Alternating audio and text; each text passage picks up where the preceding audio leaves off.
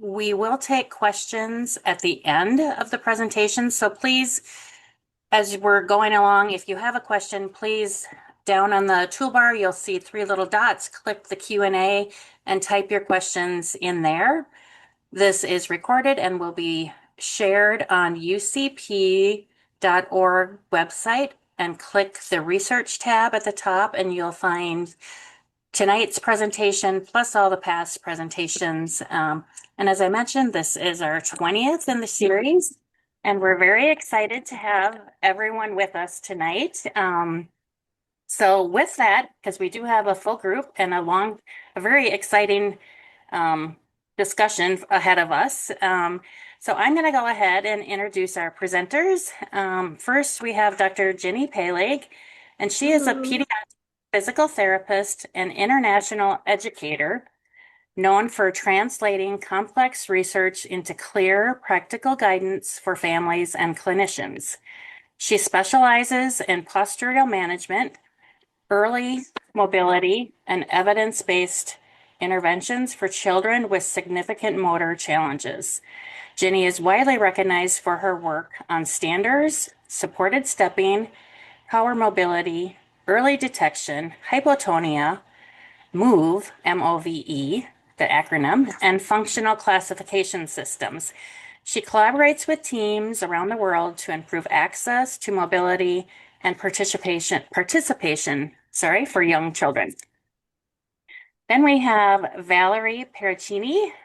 She is the new Vice President, Education and Innovation at Cerebral Palsy Foundation. Valerie previously served as the VP of Clinical Operations and Innovation at United Cerebral Palsy of Central Arizona, where she practiced for over 30 years as a pediatric occupational therapist.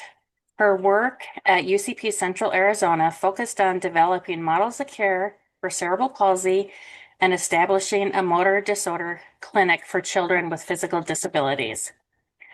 Valerie is also a founding member of the Arizona Early Surveillance for Cerebral Palsy Task Force. Her most prized accomplishment is writing the legislative proclamation for the Arizona House of Representatives for Arizona's first National Cerebral Palsy Awareness Day since 2024. In October of 2025, Valerie received the Pride of Phoenix Award from the City of Phoenix Mayor's Commission on Disability Issues.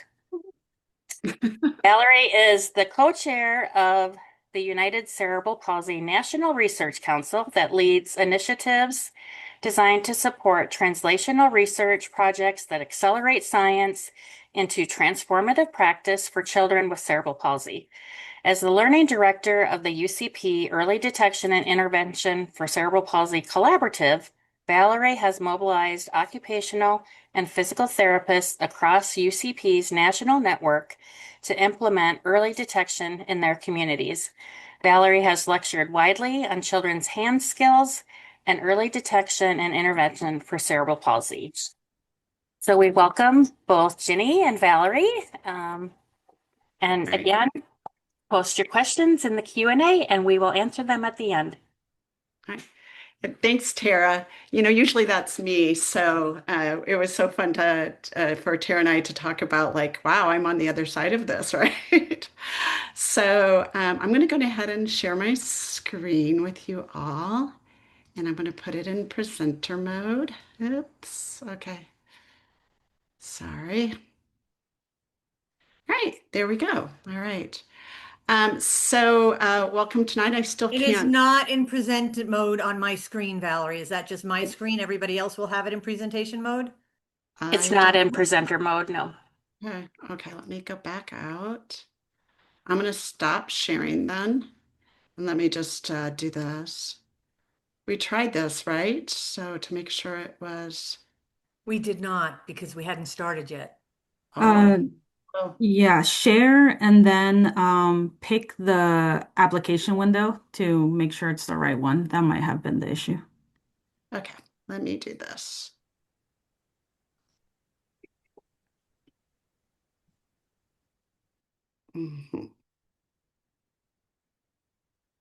Is that presenter mode? No, but let me try this. Is that presenter mode? Hang on, it's still loading. We have a blank screen. We see nothing. How's that? I Just just want double to click to enter full Okay. screen mode. It's still a double. black screen. Okay.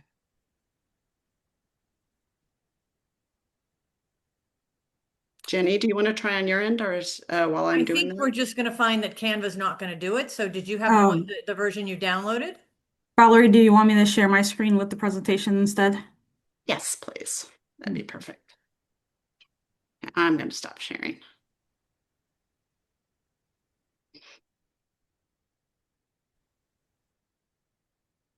Okay, can everyone see that? Yes. Yay, great job. Thank you.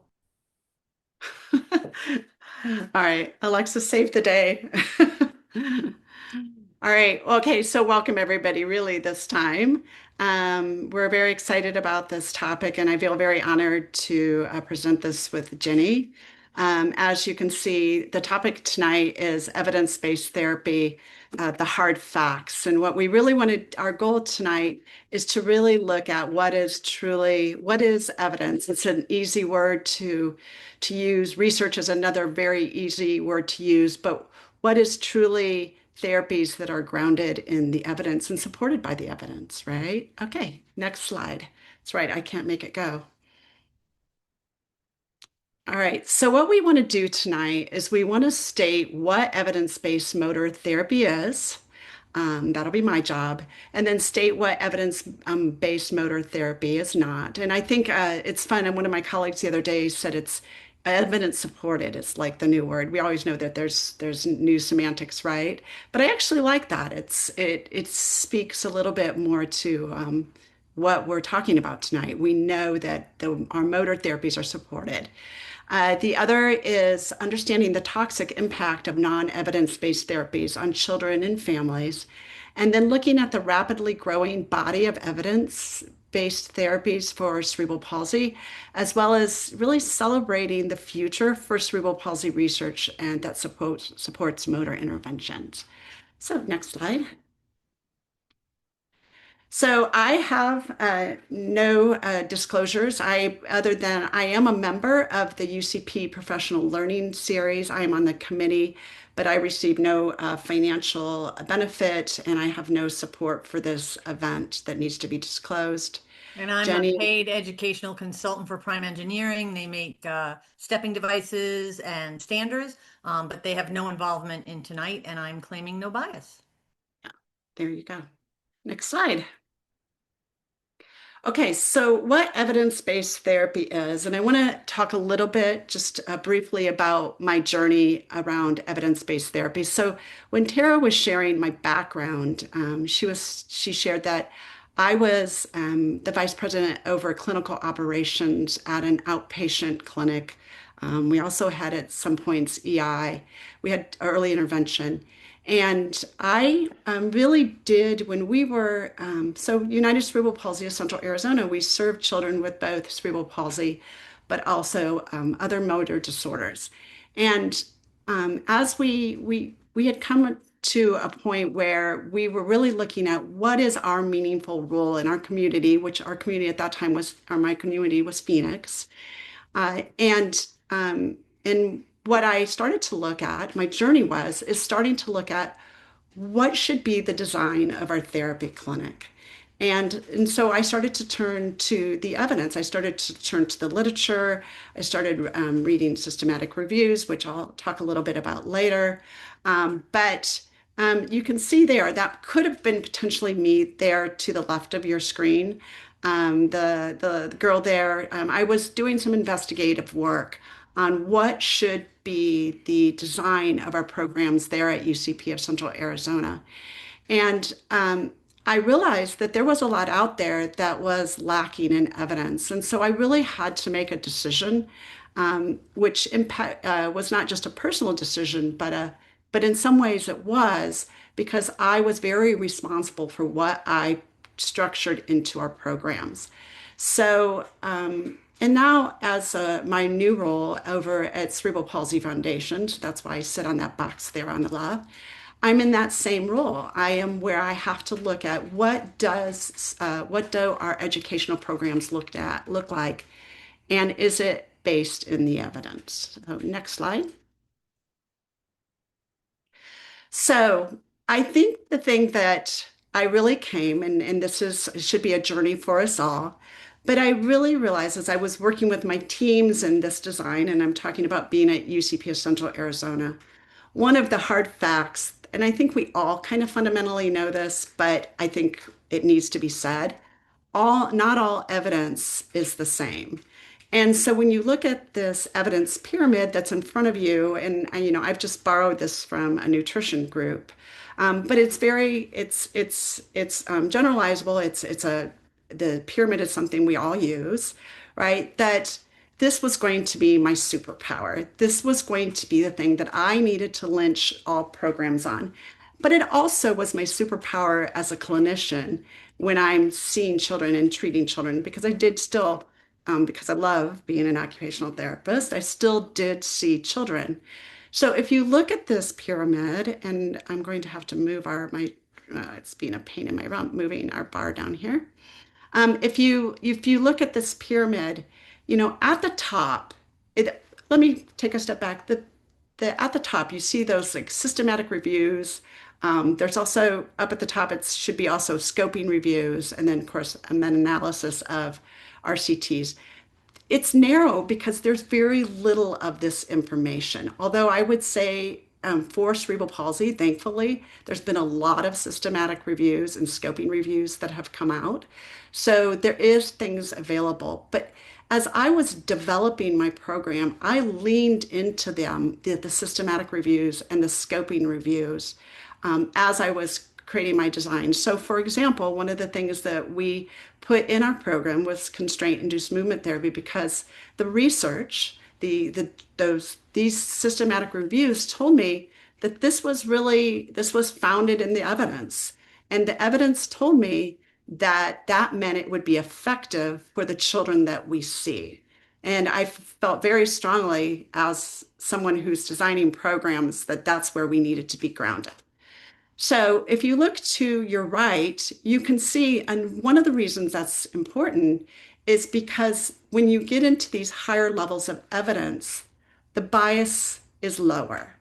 So when you get down lower, when you look at these different studies, and I would say if you look at the bottom and you see editorials or expert opinions, below that now in our society, we have another, they should be adding to this pyramid, because we now have social media. People are putting out really guidelines or, promoting different types of therapies to families, even on social media. And the risk of bias when you get into those lower levels of evidence is really high. So the other thing that we know, and this is probably why we have, less of it, is that the quality of evidence is higher on the pyramid. And so that's really important too. It's not just quantity, but it's also quality.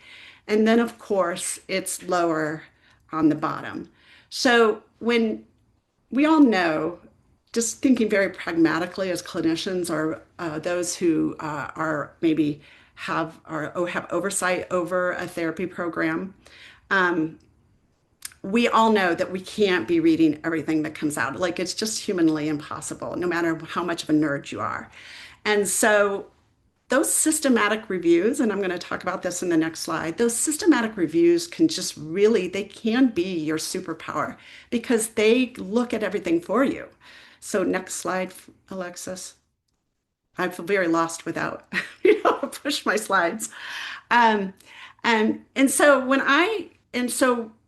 my point here is that if we know that evidence means effectiveness, then we have to sort of approach how we do therapies in a way that we're not unlike when we go to buy a car. And so you can see here, it's the consumer's reports.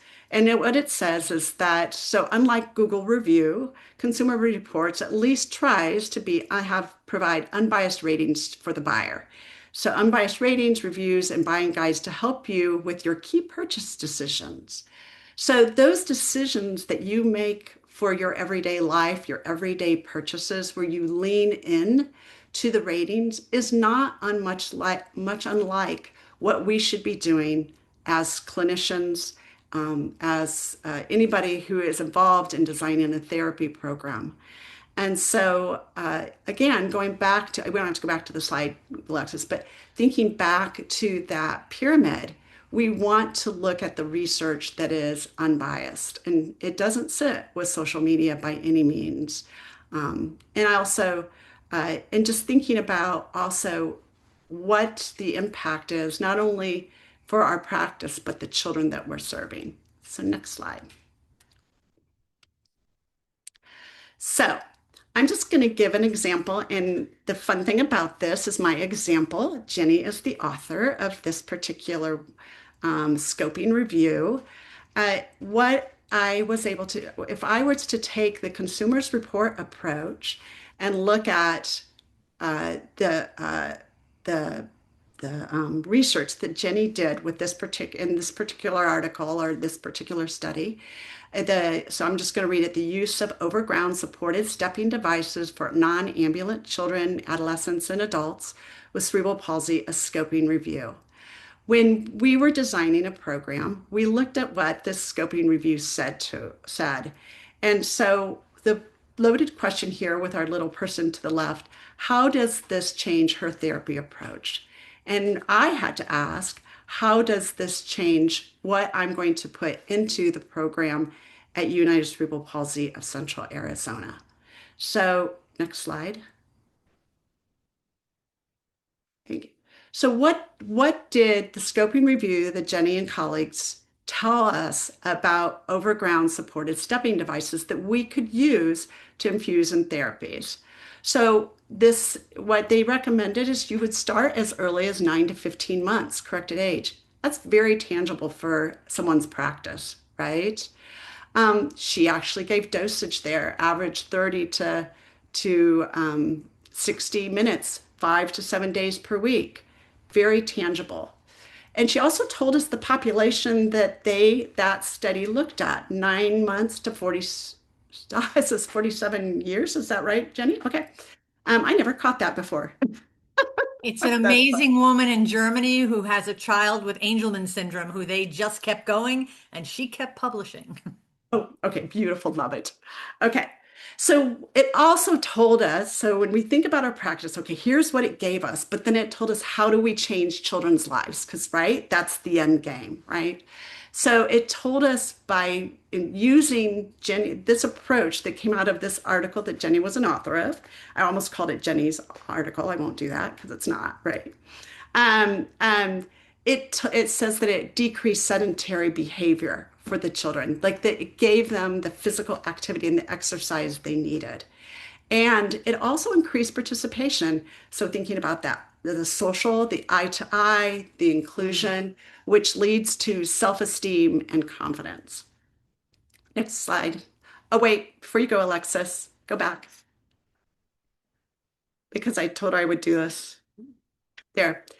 This made my team happy. And so I have to tell you, this little figure to the right, I think Blair's on. This is Blair, one of our physical therapists, because she and I looked at this together. She actually even presented on evidence-based practice with me. So it made Blair happy. So she's a champion of a lot of this stuff. So there's Blair saying yay. Okay, next slide.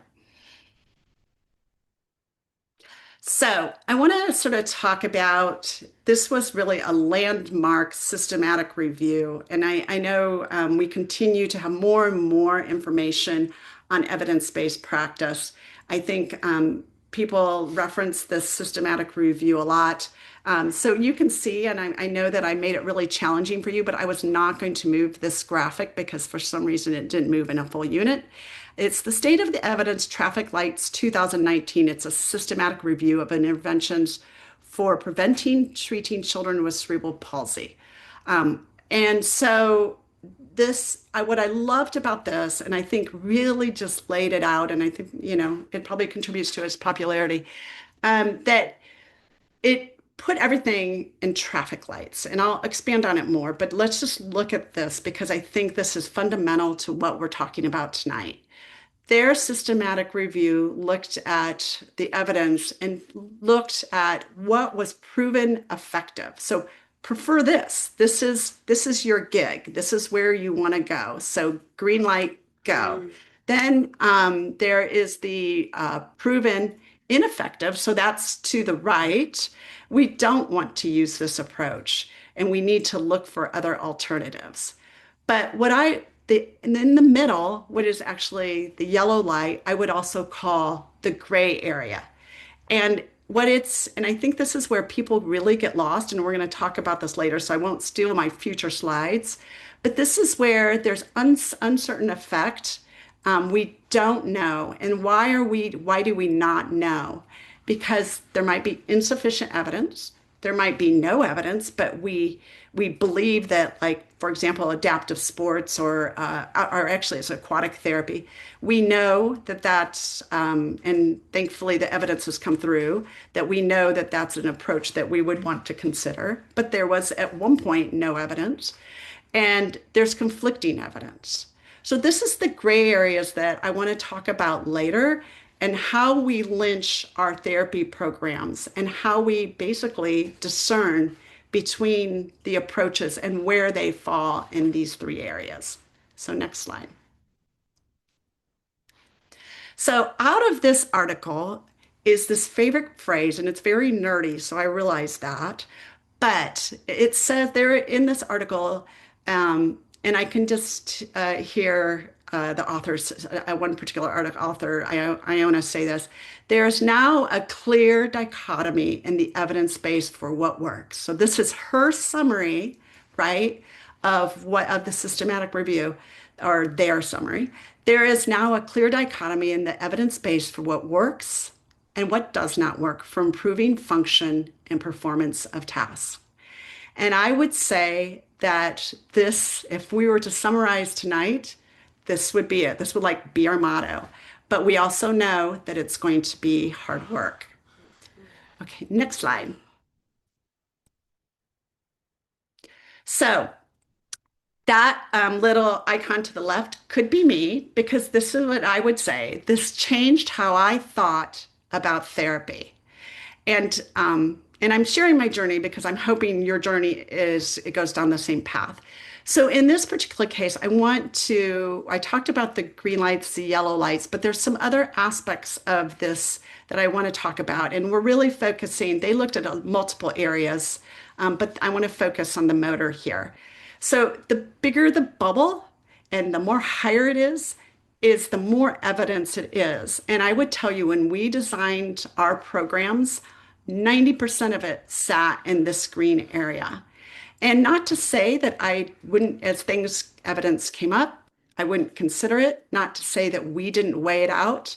I think that there's been, and even to be quite frank, I even went and looked at some different types of therapy approaches, actually observed them in person, virtually, that were below what you can see there, the worth it line. And I made the decision that we would not use that in our program. I weighed that out. I observed it. I read, and I knew in the end of my journey that we wanted to be green lighted in our approach. Next one. Next slide. So, because I know you can't read those bubbles, and I'm going to just bank on all the fact that you all know what all of these are. This is the list for what was in the green bubbles in terms of sort of being at the top and being the largest bubbles. So these are what we know. And so I would just tell you that we put a mobility training program, and then actually I think it's in my bio. We worked with families to create an environment that was enriched for the children. And we actually had an early learning center that was on site, and we worked with the teachers to enrich environments for those children. So we really took this and said, this is our course, and this is what we're doing. So next slide.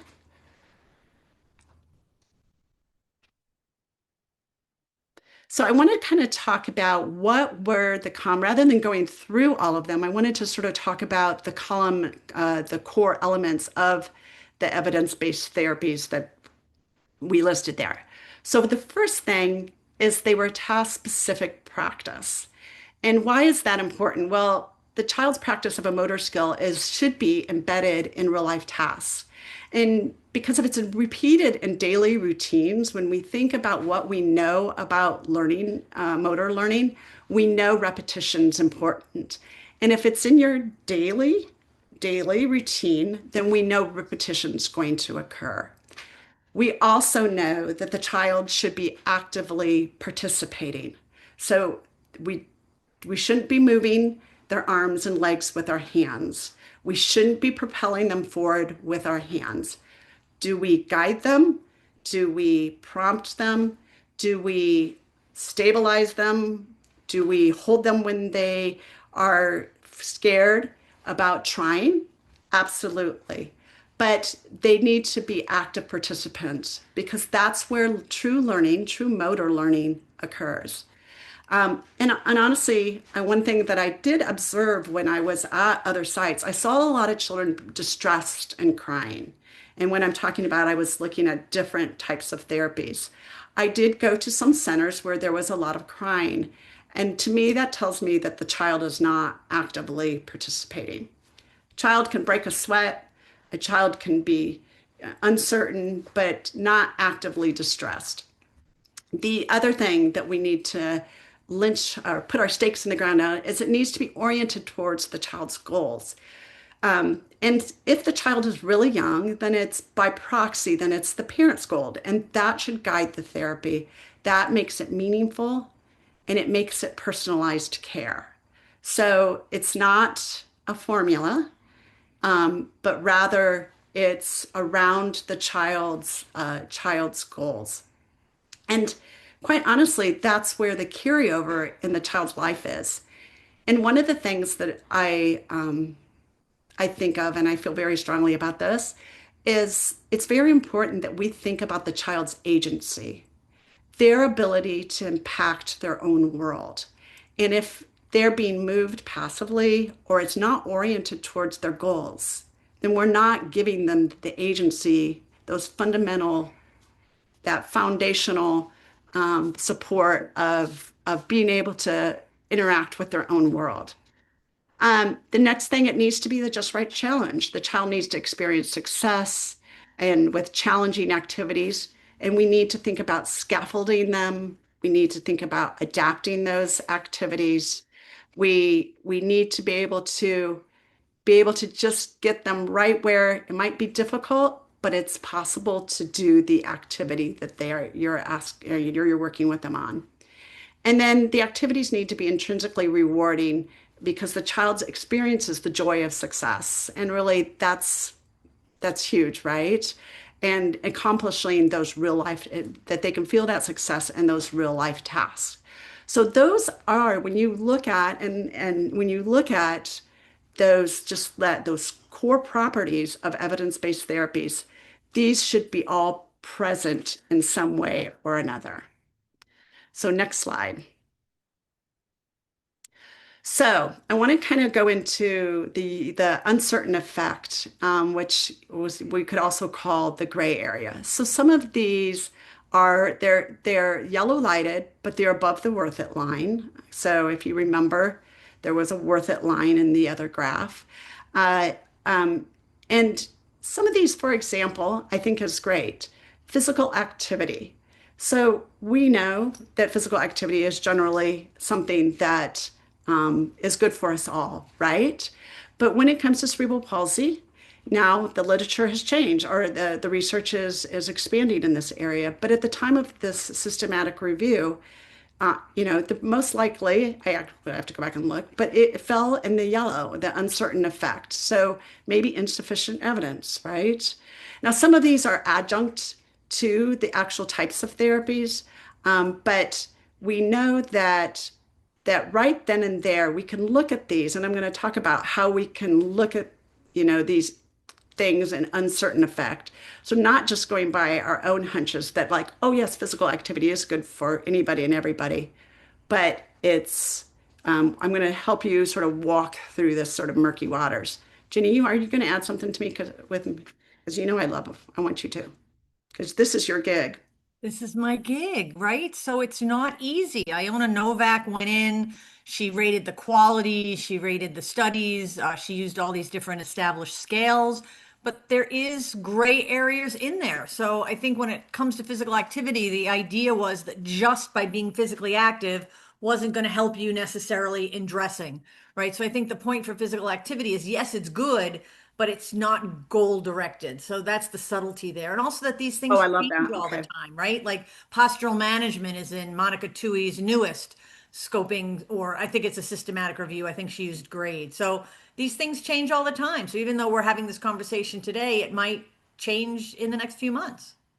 Yes. And we know as there that we already know that there's been research and even systematic reviews out. So yes, Yes, perfect. like adaptive sports, I think the work from Hercules Leish will have elevated that. I know at the beginning, standing, stepping, power mobility wasn't on those grids. We worked to publish our work and get it on the grid. So, like adaptive equipment is now much higher because we've published, other people, not just us, around the world have published articles. So things move all the time. Yeah. And to that point of moving, one of the things that I feel very strongly about when we think about the evidence, and even it was, we were designing the program at UCP Central Arizona. Um, I feel like, sometimes we want to have this framework and we want to go out. But I had told my staff, maybe not all of them, but I had told my team at different times that, sometimes what we do is going to change because as the evidence changes, we're going to need to change, right? So, so when we really, think about this, we have to be flexible in our approach as we're monitoring what we know to be true about the And it's evidence. really specific for you and your kids. So Monica Tui says no postural management before the age of 2. And why does she say that? Because in Australia, they had some kids that passed away in their Mm, bed positioning systems. Well, in America, we would say those kids unfortunately probably had higher mortality, morbidity to start with. And we know that the consequences of unsupported supine lying for more than 8 hours a day from Otley Augustson's work is going to really give you windswept deformity, increase the chances of your hip going out, scoliosis. So, you know what? We're going to work with the family. And if we think that the risk is mm. greater from not doing something, then we're going to do something. So, yeah, you get to decide what's right for your family in your situation. Yeah, right. And so that goes back to the family's goals and what they determine to be important, right? Okay. Oh, I'm trying to advance the slide. Okay, next slide, please. So one of the things, and so you will see, you will see over here, Diane Damiano. It was a is a I would I would call Diane my mentor. She has really been somebody that's influenced a lot of my thinking. She's now retired, but she was over at the NIH, and she used to say, "No effort, no engagement, no error, no evidence." She's kind of an E-words girl because she also, well, okay. If any of you are, well, we'll talk about it in the slide why she's an E-word girl later because I will talk about the F words. But anyhow, this is Diane here, a younger Diane by far. But this is her and the thing, speaking into this area of when evidence is insufficient. So when we think about, so if it is, then we have other areas of study that we can lean into. And particularly, it's following the principles of basic science. So some of those areas are like our exercise physiology. We know, and actually, we know from more current literature that our thinking should be changed around strength-based training for children with cerebral palsy. I think historically we thought children with spasticity shouldn't be doing that strengthening. And yet now we know that they do actually benefit from it. We can also lean into the motor learning, knowing that task-specific training is important. And because within that context, we know that that there's going to be, like I spoke earlier, there's going to be repetition. It's going to be something that's real world for the child. And in that context, children learn best. The other is the neuroscience. We can lean into the neuroscience. I think the thing that the approach of constraint-induced movement therapy is probably one of the most clearest ways that we know that the approach actually uses or capitalizes, maybe is a better word, on neuroplasticity of the young child. We know that we can actually make changes in the neural pathways by increasing use of the affected side of the hand. And those are powerful tools. Now, that's an approach that does have strong evidence behind it, but yet we can also, if you would take that away, we could also lean into the neuroscience of that approach. And then, of course, this is Diane's a PT, but I'm an OT. And so I have to throw occupational science into all of this because it's occupational therapists have known from the beginning that participation in everyday activities is actually key to children being able to be successful and make progress, to make changes. So I would encourage you when you're looking at this, when you're looking at what approaches you should be using, that you lean back into the basic sciences and see, does what I'm doing, does it make sense through the lens of motor learning? Does it make sense through the lens of occupational science? And if it doesn't, then you need to take a step back. So next slide. So I hope that this will play for us. But here is our little cartoon character, and she is telling us, So the right is a video. Does it play for you, Alexis? Oh, it does for that one. Okay, go back to the next slide. Oh, there it goes. Okay, here we go. Have that little guy go down there we go. All right, so the mama here is asking, which activity will help my child learn to ski? So if I was to really enlarge that picture of the child on the sled and prone on the sled over there, she has a pretty like scared out of her mind look. I think, but if I was to teach my child to learn to ski, which would I do? Would I do to the left or would I do to the right? And now that I realize as I'm doing this, I used to do this with live audiences, so you all can't. Should have done a vote or a poll in this. But I think we all know, if you'll run it again, Alexis, this little skier over there. I think we all know that this child here is going to be the better skier of the two children, right? He's getting the opportunity, it's real world practice in the activity that he most likely would have goals around.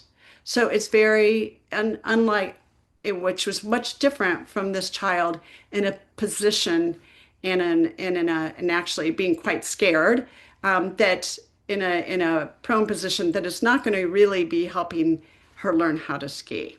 So next slide. So I'm going to use the same approach here. So we have a child to the left and to the right. And so the mom is asking, which activity will help my child learn to walk? So I want to speak to the child to the left, because I'm going to tell you what my if you see the little caricature there, is about what I see without seeing the child's face. I see a pretty strong grip on the legs. So it's a picture. So we don't know if the adult is propelling the legs forward. I also see that the child is on some type of dowels or poles. So I'm going to pretty much guess that there is really no room for error for this child as they take steps. There's no room. They're going to fall off. They twist an ankle for that fact. I don't know. I would if I fell off that. And the child looks like, while they have a toy, the hands are quite upright And so there is sort of this a bit arching back.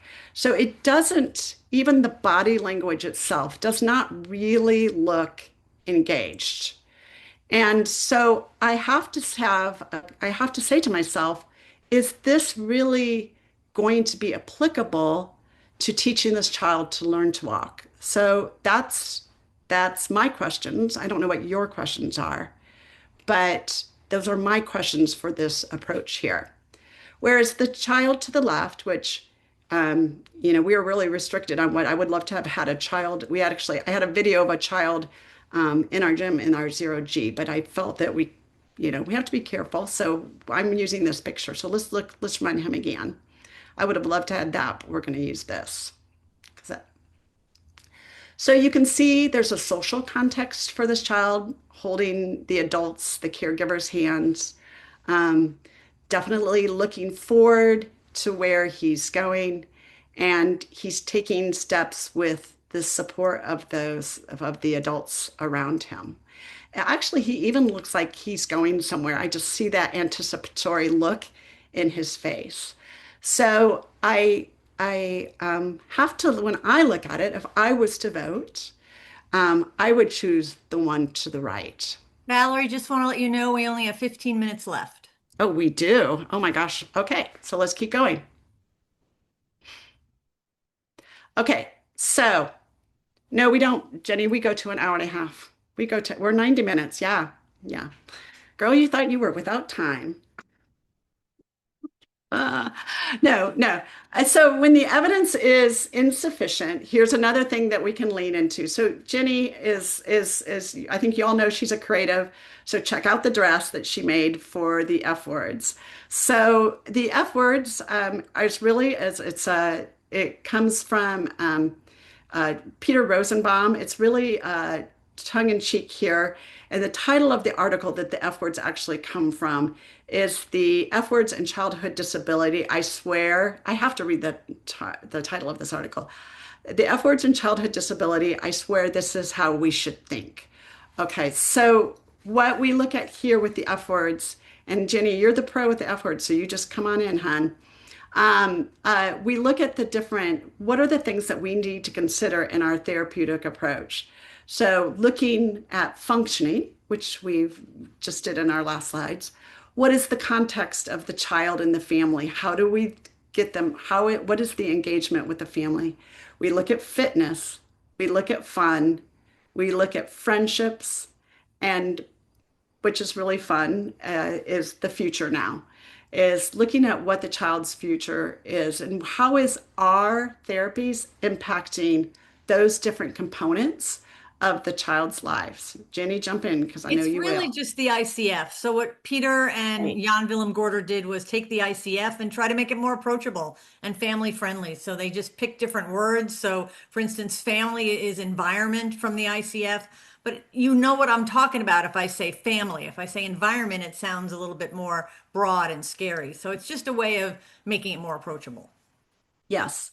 And so, next slide, Alexis. So I actually love this. This is actually a poster that we had in our clinic and to remind ourselves of what our purpose was in therapies. And so these are the 6 F words. You can actually get on CanChild if you, I should have put a QR code to this now that I think about it. You can get on CanChild and they have a plethora of tools around the F words. And so we just downloaded this and had posters made. But you can see here, and I think it's a little skewed. Canva was a little crazy with this, but you can see the functioning family, fitness, friends, and it gave definitions. And so these are the type of tools. There's a lot of tools for families as well too. So I just want to encourage you when we're thinking about resources as we send you into your world that this is something that's available for you. So Jenny, I think that you might be up. I just want to say I'm a fellow of CanChild, and our newest tool is the F-word lens tool. Maybe you saw our article that came out last month on a child with Down syndrome that we use the F-word lens tool. And what it forces you to do is look at the evidence behind your intervention. Like, what do you think is going to happen with this intervention? What are the primary outcomes? What are the secondary outcomes? So again, CanChild has an amazing website We and do. you can get all sorts of great information from there. All right, next slide. Oh, no, there's one more. Look at that. Okay. This is like so mama's looking at it, she goes, that looks like fun. Is this what the F words look like? So I Is can't the see ahead video on my going to slides. play? Yeah, is it gonna play for us? There There we you go. go. Okay, isn't this the sweetest thing? It's a mom who's a reporter in Minneapolis. So they do a news story on her daughter going ice skating in Minneapolis. And we're not hearing the sound, but at the very beginning, she says, let's go. It's super cute. All right, one more since I can't see ahead. Let's make sure it's to Jenny's next. Jenny's slides are next. There Okay, you there you go. are, Jenny. Take it away. I get the what their evidence therapy is not. So let's talk about all those fun things. What's in our next slide?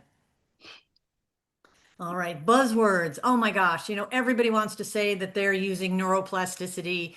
There's an intervention in Mexico where they use again, I'm being facetious, so take this with a grain of salt, but it's a broken MRI device. And they say by putting you in this MRI device, they're going to cure your cerebral palsy. And families spend all this money and go to Mexico, and it's already been disproven. There's already evidence to say there's no way this could work. There's no mechanism of action, and it doesn't work. But it doesn't stop the internet from everybody and parents sharing about how great this was to go down there and get this. So, what are we trying to get you to do? We're trying to get you to question, to be curious. We have a poster at EACD in Galway in a couple of weeks. Alvaro Hidalgo Robles is the first author, and he's calling it neurowashing. And he's come up with a scoring system that he's calling HYPE. Then we hope to have this published soon. It's finally accepted with minor revisions. We did that, so we're waiting to hear back final acceptance. But we want to give you a way to measure whether or not this is nonsense or not. I promised Valerie I wouldn't curse on this webinar, which is really hard for me. I'm from New York, and cursing is just something I do constantly. So I'm really going to try hard not to say BS. I'm just going to say silliness. So look at these words when people are using it and really question, because we know what it takes to have neuroplasticity happen. We know that when you are stimulating reflexes or automatic postural reactions, that doesn't result in learning. We did huge, not we, me personally, but there are huge large scale studies. It's called the LEAPS trial, where they looked at folks with spinal cord injury and stroke, and they stimulated the central pattern generator, the stepping reflex. And while it did result in stepping on the treadmill, it did nothing for function off the treadmill. They didn't walk over ground, they didn't get stronger. It wasn't a thing, because when you do reflex or reflex integration or postural stimulation, mechanism stimulation, like even just going around the world on the ball, balancing on a tube, those don't help you because that's happening at the spinal cord level. So the reaction is happening from your spinal cord going out and back to the muscles. It doesn't get to the brain. If you want the thing to become something you can control, something you can do yourself, then the idea for it has to come from your brain. You have to develop it in your cerebellum, in your substantia nigra, in your premotor cortex. It has to come through your brain and process through your brain and then come down the spinal cord, go back to all the muscles and the sensory neurons, and then come back to your brain and say, did you do it right or not? So again, this whole idea of handling, touching the kid, actually interferes with learning. The kid will be distressed. The kid will not learn it. And look at what happens in real life when you're trying to teach your kids soccer. Are you putting your hand on their ankle and having them kick the ball? You're not. When you're learning to play piano, are you moving people's fingers? That's not how humans or animals learn. So we're not doing that. Moving surfaces was a big thing when I did my NDT certification back in the 80s. We're not doing that anymore. So if you see videos that I see on the internet of people who are putting like a sheet on a board and then shuffling the feet passively on the piece of fabric, a moving surface isn't what we do in real life, with the exception probably of escalators. We don't need to learn how to function on moving surfaces. So it's a waste of your time to do that in the kids that have more significant needs. Maybe there's something specific you're doing on a moving surface because it matches a functional goal you have, but overall, it's not. And when I look at what you're doing, it has to look at the goal. I have to be able to look at your therapy session and say, oh, they're working on spoon feeding. Oh, they're working on transfers. Oh, they're working on toileting. If you break it down too narrowly, too low to the individual components, it turns out that's not as effective as well. So we really want to talk about what's the mechanism of the intervention of the ingredient. How is this going to work? And then make sure that it's not based on 1950s clinical reasoning, that it's not based on hierarchical development, that it's based on what we know now. Anything you want to add, Valerie? Um, I had just heard a podcast recently that I thought it was interesting. If you walked into your doctor's office and he said, I'm going to, what I'm going to do is based on 1950s research, you would probably run out the door. So we have to be honest with ourselves, even, what do we want for our own health care? So we do it's a funny way of saying we really just need to be, remain current in our foundational ways that we understand therapies. And that podcast was Research Works podcast from Dana Poole. It's free. She also has the Research Works Academy Yeah. where she has free courses. And that's my favorite thing to look at. And I think another point that they made on that particular podcast is you can't reinvent the wheel. You can't take a approach that was developed in the 1950s and say, oh, but we've changed. Now we include the F words. Now we include all these other new things. It's like you can't. The foundation is cracked. Your foundation is from an old way of thinking that we know isn't true. So you just can't pile up good things on the bad things. You can't renovate your house on a cracked foundation. You got to throw the baby out with the bathwater and start over, in my personal opinion. And that's what allows me to argue with so many people on the internet, which is my hobby. That, watching birds and gardening. All right, we have another slide, I think. So here's what we did. The one on the right is we NDT and Bobath have rebranded. Margaret Mason published a big article in DMCN about how they did things like included the F words. And again, it can't work that way. So we wrote this article and they wouldn't publish it because we weren't important enough. So then we got all our important friends to write it and they did. So Iona and Diane Damiano write the article, but they credit us as, including Dana Poole, as the F word therapists. Just be like, you just can't do that. So if you're still doing Bobath, if you're still doing NDT, if you really like to say you're doing the new Bobath and the new NDT, I just ask you to really look at the foundation of what you're doing. And if you're using moving surfaces, and if you're using reflexes, and if your children are crying, then you're not doing what current practice is. So again, if you think it's working for you and you have evidence, then I think you should do what you think is best. Not really, but I'll try to pretend to be nice. But let's just engage and talk about it more. And Margaret Mason and I love to argue about this in public. So if you come to Ireland, I'm sure we'll do it again. And then that led us to publish the article, the DMI and CME article. I had come across CME in the early 90s when parents were going to do it. I had learned about Ramon. Ramon wasn't coming to the States a lot at that point, so I worked with Esther Fink up in Toronto learning about CME. And I knew Jake or Jakob when he was a CME guy and he was in Brooklyn, and we shared a lot of patients because I ran an intensive based on the MOVE approach, which is another article we've just recently published, which we think is a really nice evidence-based intensive approach. So that's the article that people love to discuss. Next slide, please. So one of the things that I think got me motivated to write this article was the amount of money that people were spending to take this training and to go to these intensives when there really didn't appear to me to be any evidence. And the mechanism behind how this was supposed to work isn't current thinking. So again, stimulating automatic reflexes, floating the kids, having them stand on narrow pieces of wood, having them slide on fabric, dragging their faces across plinths to try to get them to pick up their heads, causing them distress in order to get a reaction, to get them to move. And I get it. When you have a kid who's not responding to traditional therapy, when you have a child that's very involved, it looks like they're standing in this picture, but they're standing using postural reactions and reflexes at the spinal cord level. So, from everything we know, there's no way, there's no mechanism that will make this develop into volitional movement.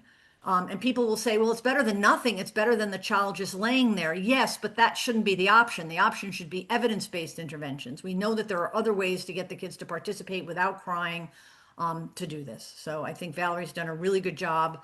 I don't have to go through the slide, the wording on the right, because you've talked about all of that so well. Next slide, please. Thank And you, I want to Jenny. leave us time to discuss too.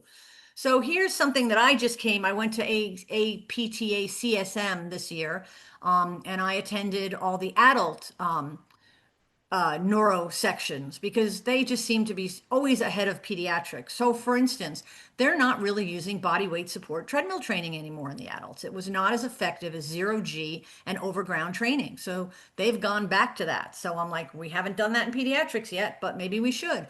They also don't even talk about robotics for rehab or habilitation. Robotics don't teach you new skills. They're good to help you modify the environment to function in the environment, but again, all these changes are what I saw. And this person went through, this actually was in the pediatric section. I think it was Reggie Harbane that gave this lecture. It was the Ann Van Sant lecture. And she pulled out from the Voita systematic review, which I knew about, just the CP data. And I'd forgotten about this data where if you can read this graph, the line in the middle is effectiveness. So if the tips of the diamond are to the right, it was effective. And if the tips of the diamond are to the left of that line, it was actually ineffective.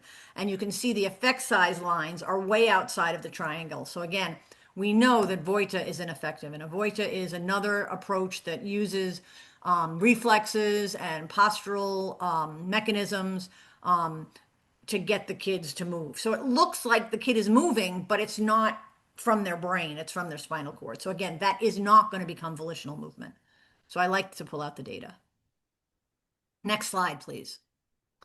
So lots of people are asking about Trexo and about robotics because it's so exciting to see a kid who can't move appearing to look like they're walking down the hallway.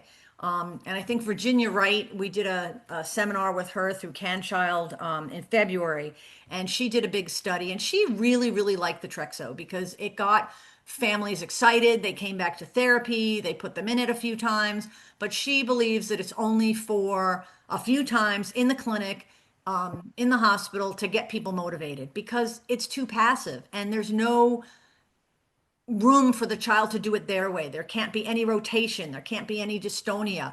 The machine is just going to move you the same way over and over again.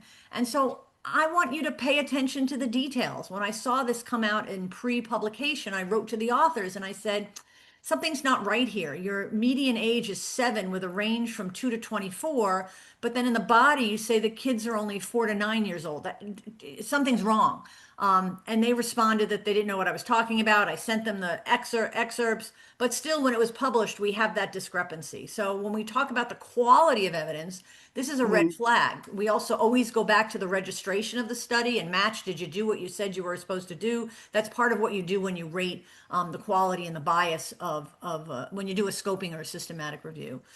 They also quoted the median, not the mean, of 732 steps per week. Can you imagine if you got 732 steps a week? I don't think any of us would be really happy with that. And in another study they published, it was taking 15 minutes to set up the device, and the actual usage was only 15 minutes. And 100% of the trials of the families experienced failure for the iPod to link. So they would spend that 15 minutes getting in the device, but then they couldn't even walk. It's not transportable and it can only go straight. So again, these are the kind of things when you look at evidence, it sounds like a great idea. Manmeet is at all the conferences. He supports APTA. He supports us, which we love, but is it really doing what we want it to do? Is this really the right ingredient? And if a family said to me, yeah, I really want to try this, great, we'll get you someplace to try it. But do you really want to spend $40,000 to $50,000 on a device that is passive that just goes straight? Or did you want to spend that $40,000 to $50,000 on a lift van, right? So we just have to make these kinds of decisions and look about what is it? Next slide, please. And also, when you look at studies, check the references, because when we were going through one of the CME, the medic studies that was done in Pakistan, we noticed lots of things that were strange about this article. First of all, the kids were all ambulatory. They all wore solid AFOs. These ambulatory children were with autism, ASD, autism spectrum. I'm having a brain fart here. Anyway, it was the wrong kids. And then the outcome measure was the PPAS, the posture and posturability scales, which is not made for ambulatory kids. And then when we went to their references, they said this study had actually done before and they were recreating this study. And I'm like, wow, did Doreen Bartlett and Bob Palazzano really do an article on CME? This is amazing. They didn't. This is a lie. This is probably AI.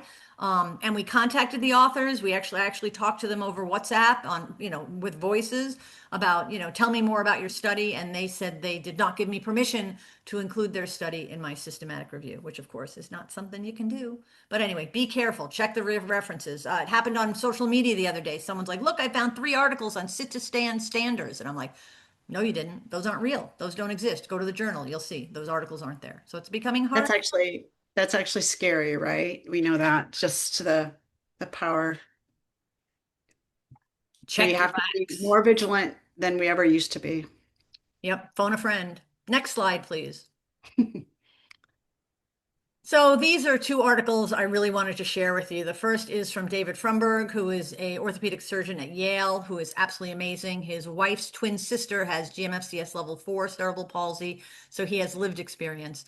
And he read about time toxicity in cancer therapy.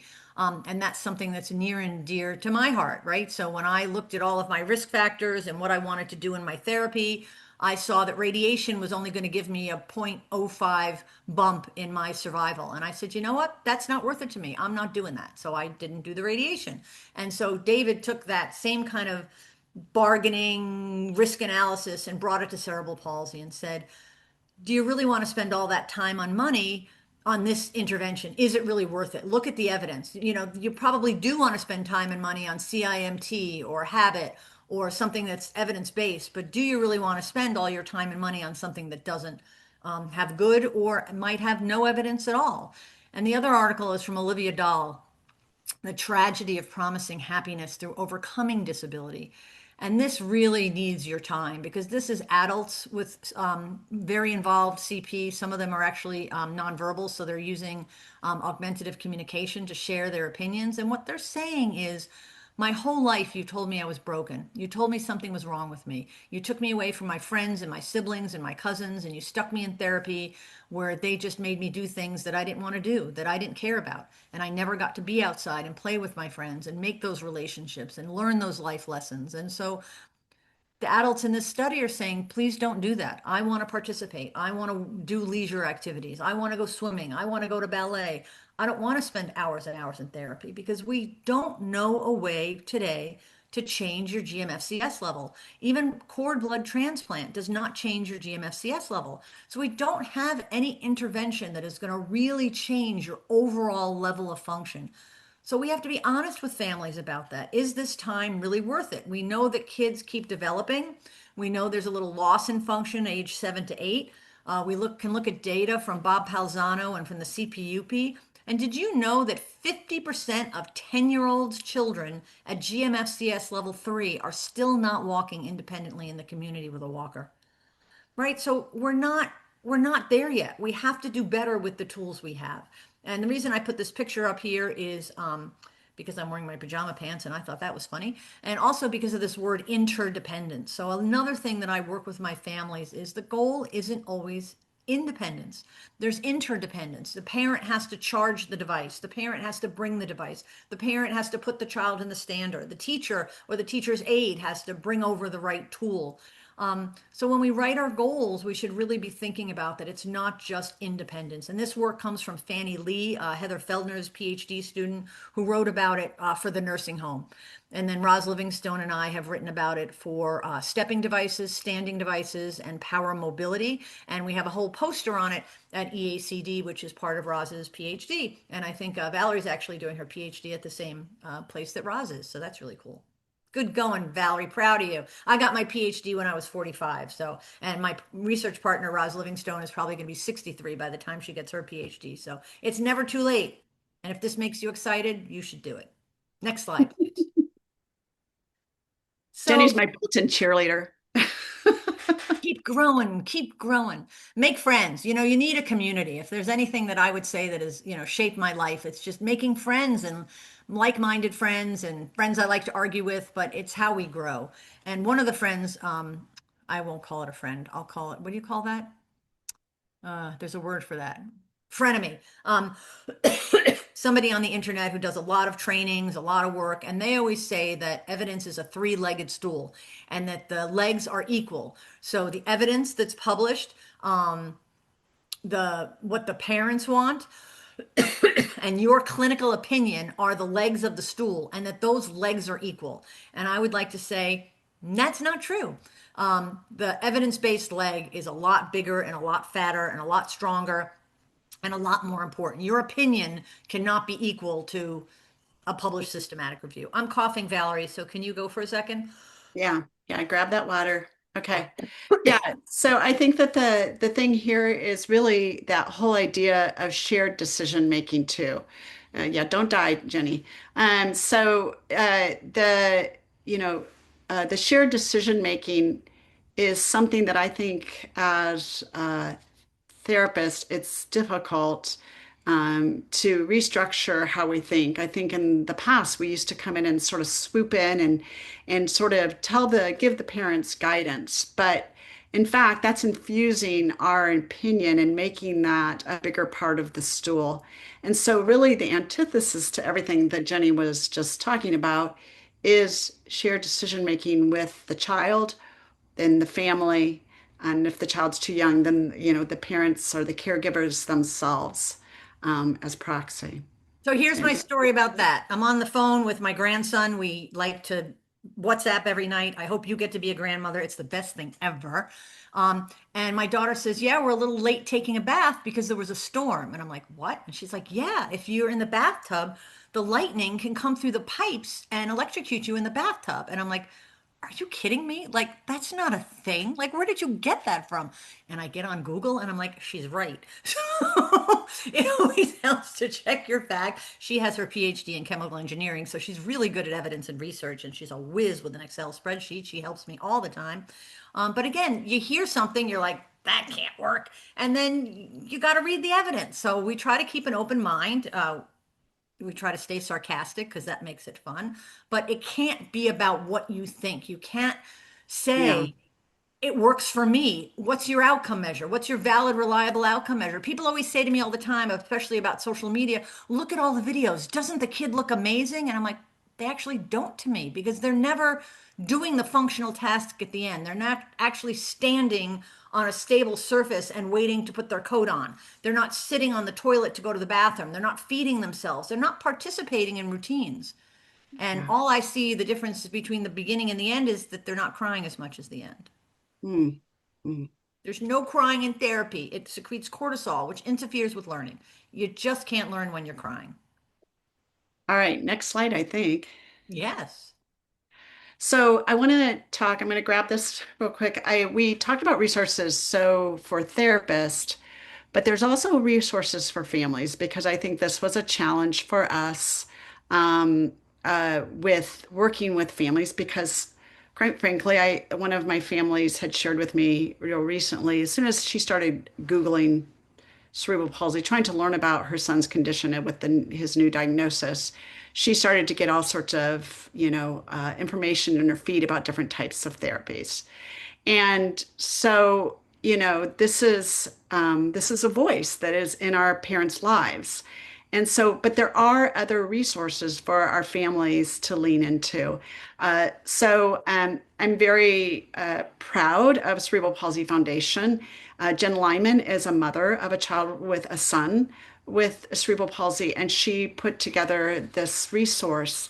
And it's a website. It's actually under revision. It's getting actually so insider information. Their bots are giving it are getting into its giving it all sorts of problems with how it's operating. But go in and just explore. So just don't try to use the search.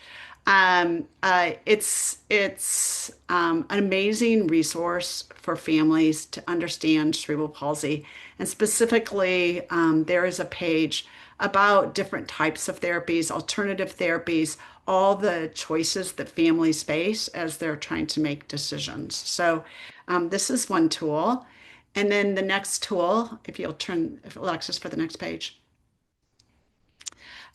This is from our friends at Cerebral Palsy Research Network. Again, Michelle Schusterman is a mother of a child with cerebral palsy, and she put together this Cerebral Palsy Toolkit. So you see, that's actually a book.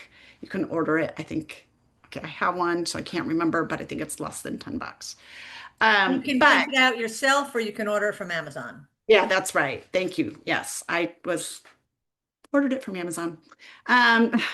So, but you can also get online, and she works through a lot of questions that parents have. It's again beautifully done, and it really, I think it's almost like, parent to parent. So it's really a great resource. And Dana Poole has Therabytes, which is a really nice podcast for parents by parents.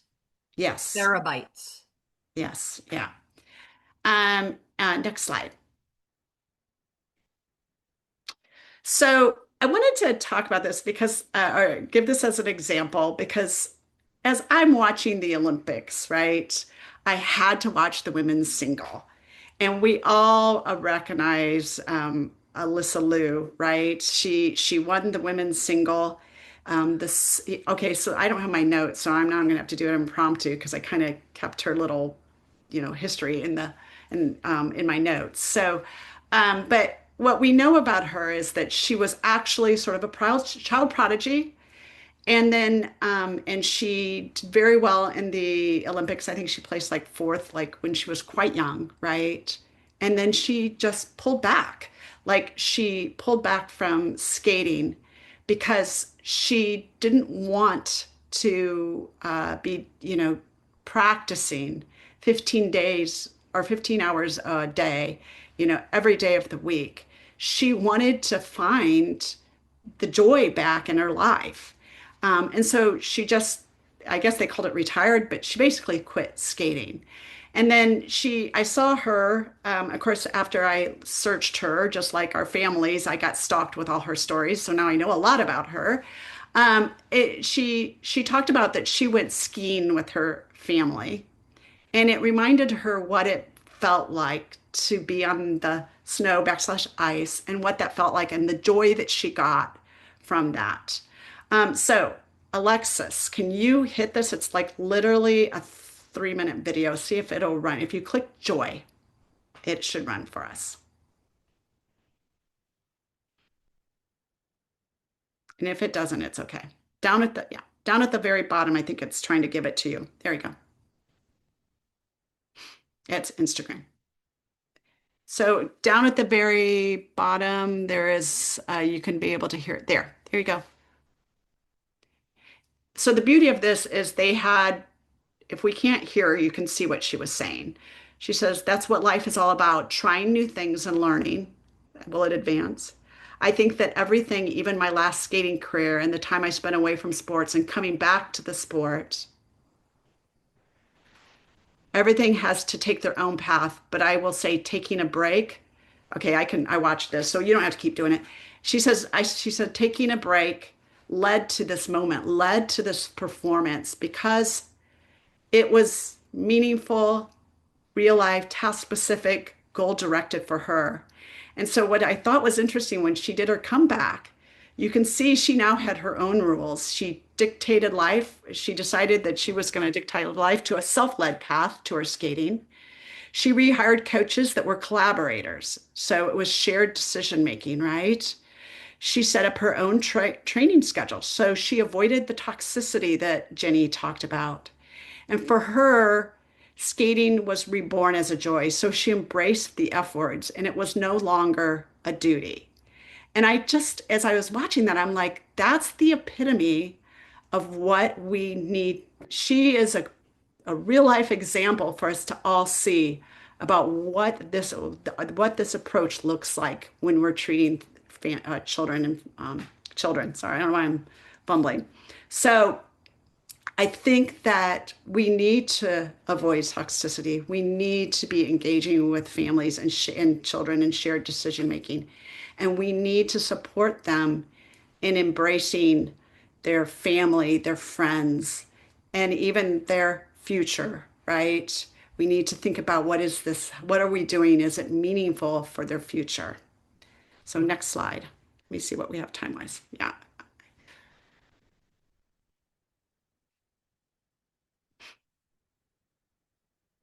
Okay, so I want to say something, and I'm going to speak from the heart from my own journey. We need to take a hard look at the facts, the evidence, right? The If I was to give you $1,000, but it was counterfeit money, it wouldn't give you what you needed to be able to go buy, I don't know, buy groceries, right? It wouldn't give you that. It's a lot of money, but it wouldn't be meaningful to your real life. Conversely, if I gave you $200 or even $1,000 of real money, you could take that and it would be meaningful. It would help you buy your groceries. And by the way, that's Blair over there dancing because she believes this too. So I think it's really important that we be mindful of what is true evidence. It's not our opinions, it's evidence equals effectiveness. Studies are done on children. Jenny, you're going to make me laugh. Studies are done on children that are hopefully, often many of those studies are the same age as the children that you're serving. That effectiveness is everything. It really is.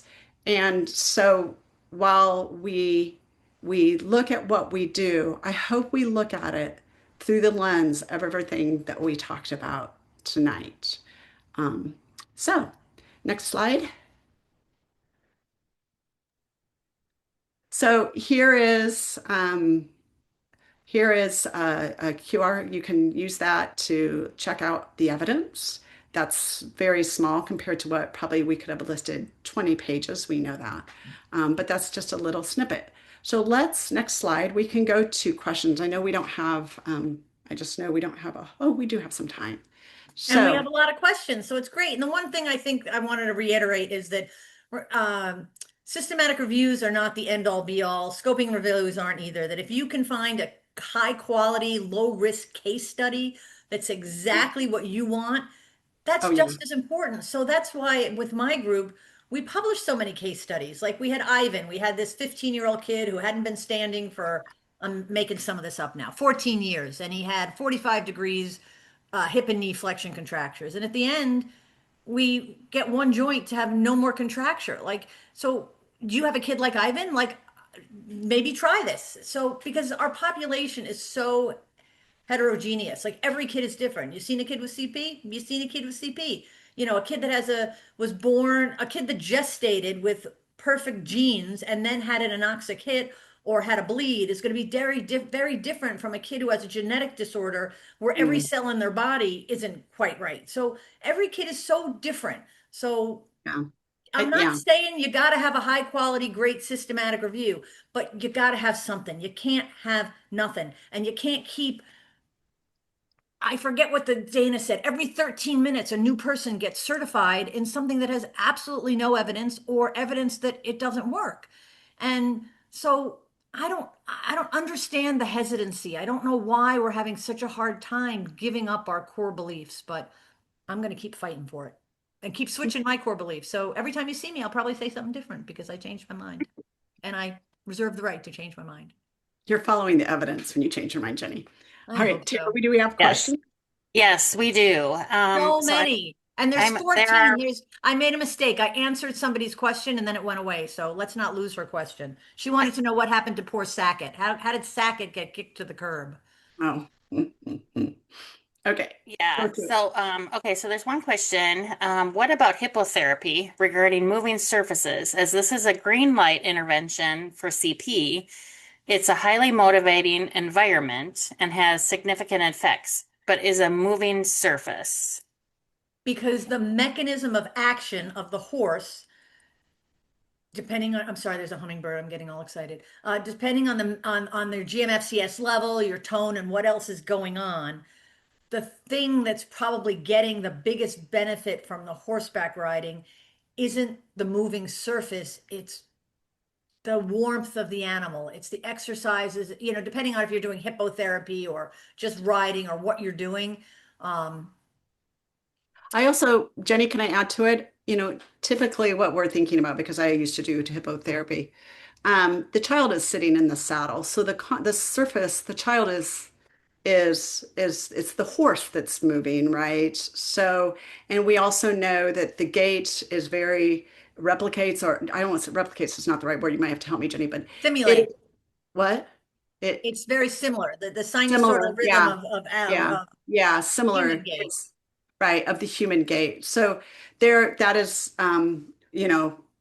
some of what I we know to be the amazing part of hippotherapy. But it would be different if I had a child out there and I was putting them in standing on the saddle or on the horse's back, or if I was having them, but they're actually sitting quite stably on the horses. And with hippotherapy, they're in saddles, right? Well, actually, I take that back. But yeah, 90% of the time they're in And saddles. I think So, the take home is you don't get the same results when you use the mhm, automatic one. When you use the machine with the saddle that sort of replicates it, you don't get the same benefits. yeah, yeah. So hopefully that answers that. Next one, Tara. Okay. I'm going to go back to the one that Jenny answered live, so everybody can hear it. When did EBT change from Sackett's definition to putting more weight on the literature? And Jenny answered it, now we use grade. Yeah, because Sackett's wasn't specific enough. We have JBI, we have all these different systems now of analyzing the bias, the Jenny, quality. JDI, but JDI. Did I say it wrong? Who is it? Media. What's her no, name? okay. I I think thought it's you a used an B. acronym. Isn't her name B? It's her name, Janet Briggs. Yeah, I don't know if okay. that's really her name. I probably made that up, but it's somebody. And that's the one we use when we do our stuff. Mhm.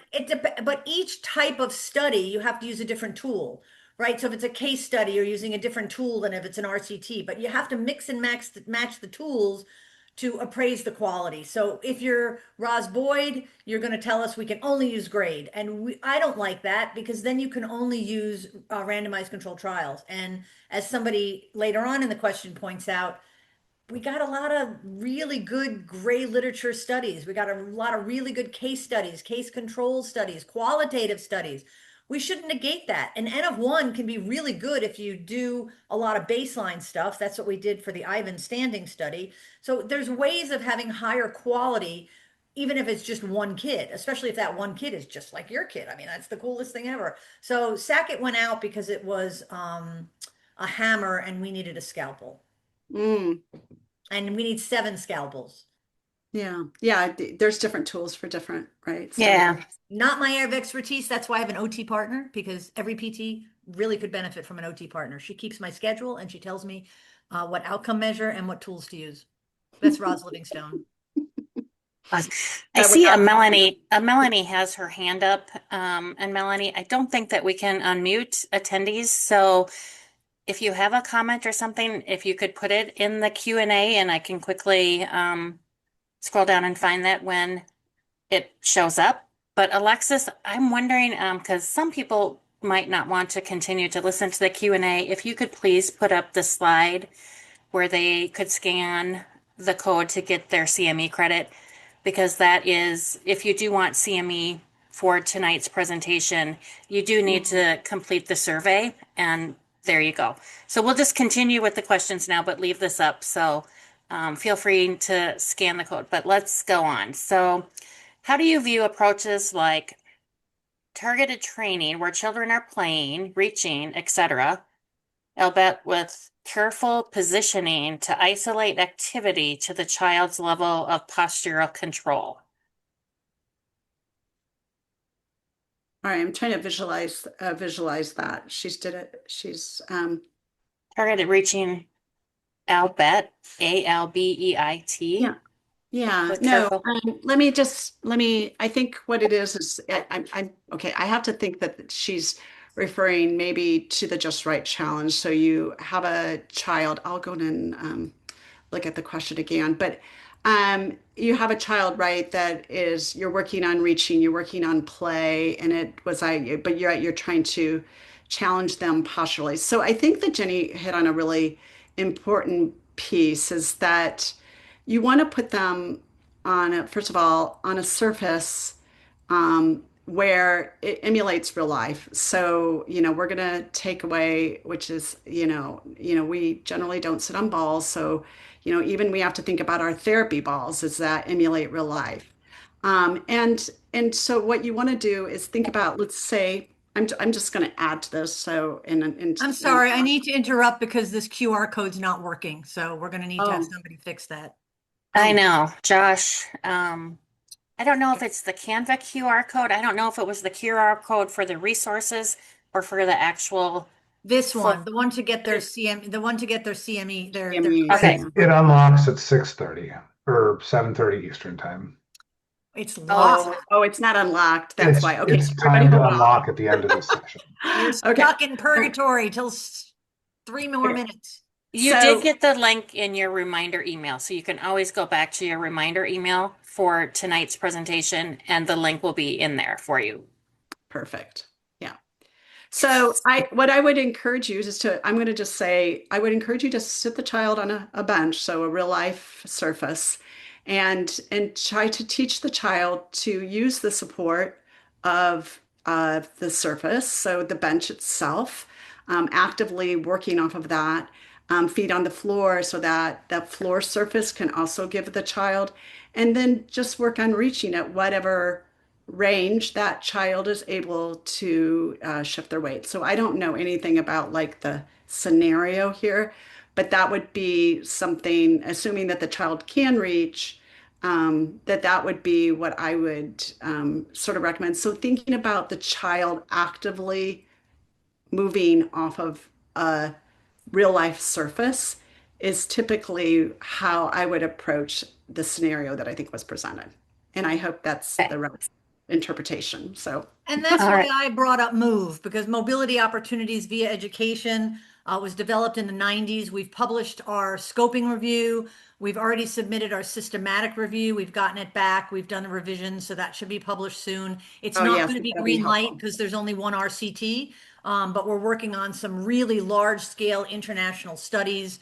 So hopefully in the next 10 years, it will be green light, but it's evolving. All Okay. right, I'm going to try to read. This is Melanie's comment, who had her hand up. Have any studies been done to look at use of GMFCS level and education with parents and early interventions? Having sat in meetings as a school physical therapist when parents are asking when their child with level 5 will walk and the child is near puberty seems like so many missed opportunities.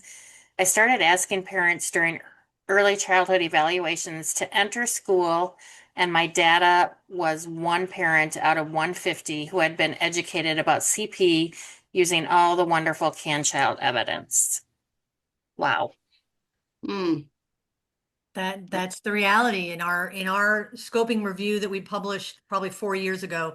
The number one most effective intervention for kids at GMFCS level 4 and 5 was parent education on simple things like spasticity and transfers and toileting. And it was most effective when it was actually done by other parents, especially parents that had kids like yours that were slightly older. But yeah, we have no way in this country of systematically educating our parents right from the beginning when you're told that your kid has a high chance of having cerebral palsy. What does mm, that mean for me? yeah. Yeah, Okay, right. Jenny, we have 1 minute. I'm going to specifically ask this really quick. can Jenny tell us more about the sit to stand stander thing? Question mark. So sit to stand is amazing. It's a skill you can teach and you can keep getting better at it until you're 25 years old. There's evidence for that. So never give up on your sit to stand transfer. That's the number one thing, a gift you can give a child at level 4 and 5. But again, somebody online said, look, I found these 2 great studies on sit to stand. And I looked at them and I'm like, those aren't real studies. But Roz Livingstone, my OT partner, she went to the actual journal, went to the page, and of course there was a different article there. So again, you just can't believe everything anymore. You got to be skeptical, which I was born to be. There is a lot of So questions here. the, I really I know, apologize. It and is. we're unfortunately at time. So Stephanie did ask if we could reshare the link or QR code for the resources. Um, Josh, I'm Okay. gonna try to leave that up to you. Maybe we can somehow send that out, or you would have to go back and once the recording gets posted, which typically I think goes up pretty quick, you could fast forward through the recording and pause and scan it that way too. Okay, good idea. My But email address is ginny@palig.com. If you want resources or you want to spend some time on Zoom or you want to look at research together, just let me know. And I apologize for all of the questions that we did not have time to address or answer. Maybe Jenny and Valerie can specifically go through some of those. I don't know how we would get them back to you, but Jenny was kind enough to just blurt out her email. So if you still have that urgent question, please use her email. And we want to thank everyone for joining us tonight. This was a this afternoon. Some of us it's evening, depending on where you are. And we look forward to seeing everyone. Our next series is September 17th, and that's never too early to communicate, which is going to be very exciting. And then our last one for 2026 is on November 5th, and that's going to be bone health and falls and cerebral palsy. So again, you will have a link on the QR code here. The responses should be open now at 6:32. If you did not get the QR code to work, just go to your email and you'll find it that way. And additional questions can also go to CME at Gillette Children's and we can try to get an appropriate response for you. Thank you, everyone. Good night. Thanks so much And for thank you, sharing Jenny time and with us. Valerie. Have a good evening, Bye. everyone.